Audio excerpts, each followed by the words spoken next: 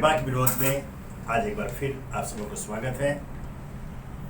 पहले की तरह आज फिर एक ताज़ा मुद्दे पर विचार विमर्श के लिए। मित्रों, एक पुरानी कहावत है, प्रचलित कहावत है, अपने घर के कलश से पड़ोसी का घड़ा सूखता है।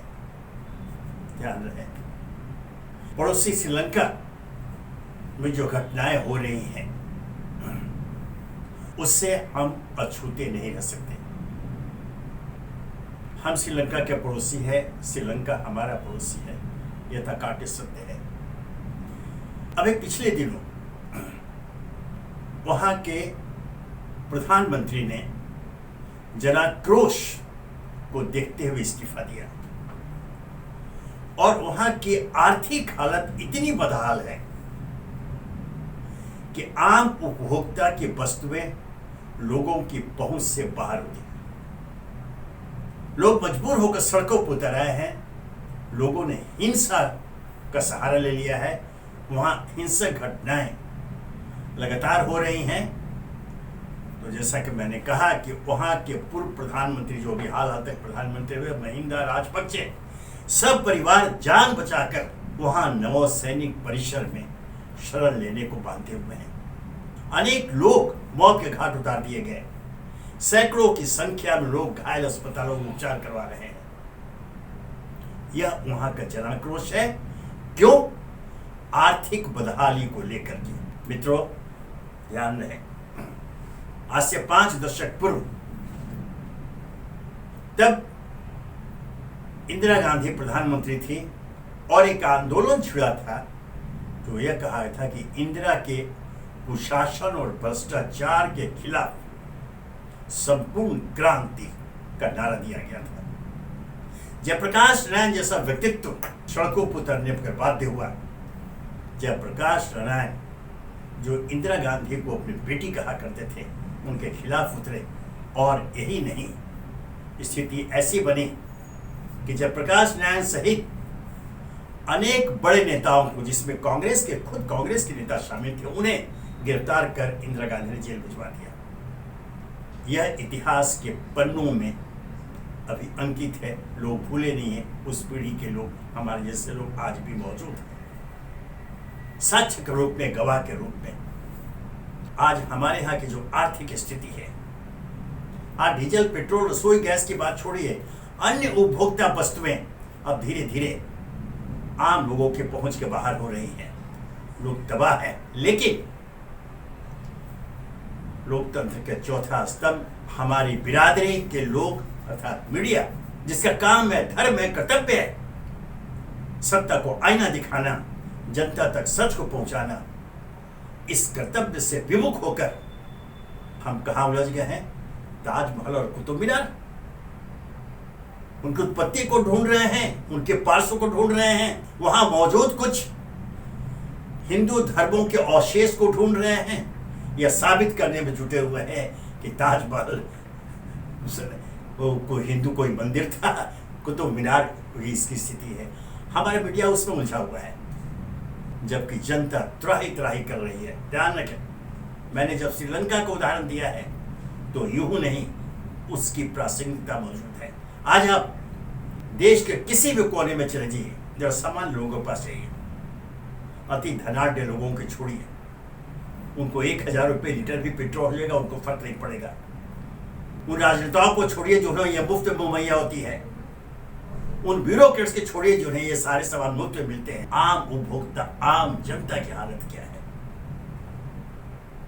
उसने अपनी बजट घटाए, जो दैनिक खाने पीने की चीजें थी उसकी सूची से बाहर किया।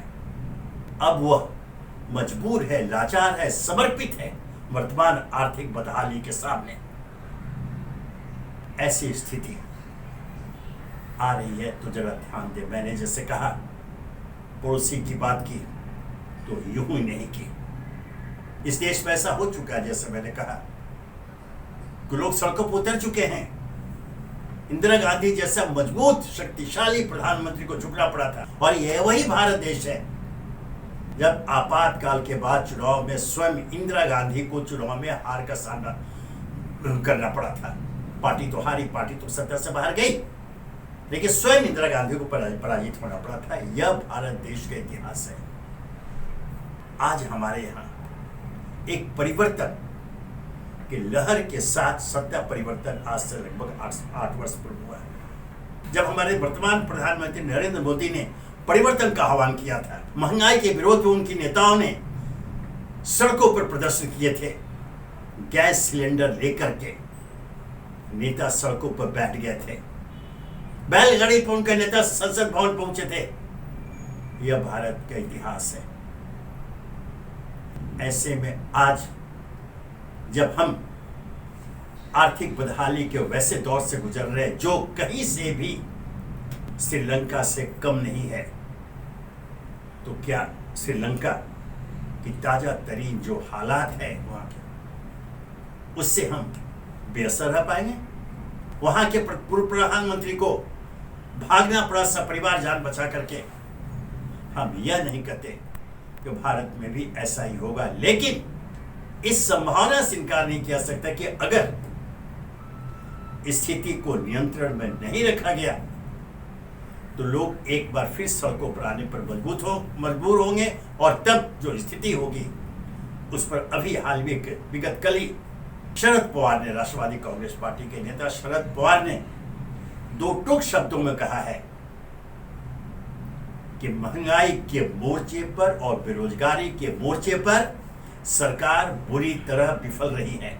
उन्होंने चेतावनी दी है और याद दिलाया 2014 में, जिसकी चर्चा मैंने अभी की, प्रधानमंत्री मोदी के वादे को, परिवर्तन को लेकर के, बेरोजगारी के मुद्दे पर जो उन्होंने आह्वान किया था और जो एक शब्दबाज दिखाकर लोगों का समर्थन जुटाया था, वोट प्राप्त किया था और सत्ता में आए थे। लेकिन आज हम एक बार फिर 2014 के समय की स्थिति से भी बुरी हालत पर पहुंच गए हैं।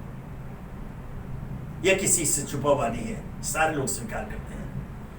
ऐसे में अगर सरकार विफल रहती है तो उसे उन दुर्दिनों का सामना करने के लिए तैयार होना पड़ेगा, जिसमें शायद उन्हें भी मुंह छुपाने के लिए, जान बचाने के लिए कहीं शरण की आवश्यकता पड़े। मैं चाहूंगा कि भारत का वर्तमान सत्ता नेतृत्व इस पर पुनर्विचार करे, कुंठा का त्याग करे, अहंकार का त्याग करे। यह लोकतंत्र है। आप विपक्ष को भी आमंत्रित करें, चर्चा करें और उन उपायों को ढूंढें जिसे अमल में ला करके महंगाई पर काबू पाया जा सकता है, बेरोजगारों को रोजगार दिया जा सकता है। यह संभव है। सिर्फ आपको अपनी निजी कुंठा का त्याग करना पड़ेगा, आपको जनता के सामने आना पड़ेगा।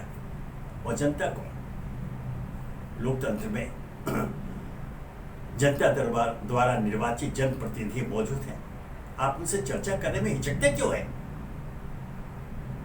अगर आप चाहते हैं कि सचमुच मेरा भारत महान बना रहे तो आपको ऐसे कदम उठाने ही पड़ेंगे। आप विपक्ष को विश्वास में लें। शरद पवार ने जो बातें कही हैं उन पर ध्यान दें, उनके शब्दों पर।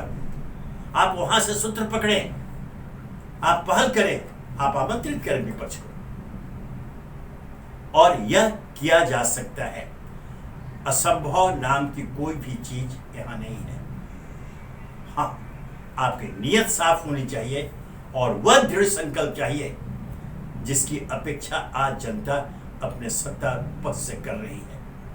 अगर आप ऐसा नहीं करते हैं तो क्षमा करेंगे। जैसा मैंने कहा, दोहरा रहा हूं, श्रीलंका के हालात यहां पैदा होते देर नहीं लगेंगे। लोगों के संयम की परीक्षा कोई न ले।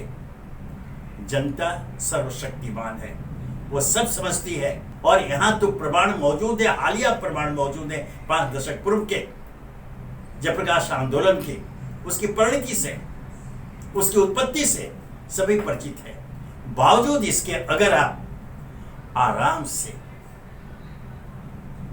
यह सोच करके आप हर की अपेक्षा करेंगे कि हमें क्या, हम तो इसी तरह रहेंगे, तो मित्रों, जनता आपको इसी तरह रहने नहीं देगी, क्योंकि यह भारत देश किसी की बपौती नहीं है, यह देश की जनता के। और जिस दिन जनता यह निर्णय ले लेगी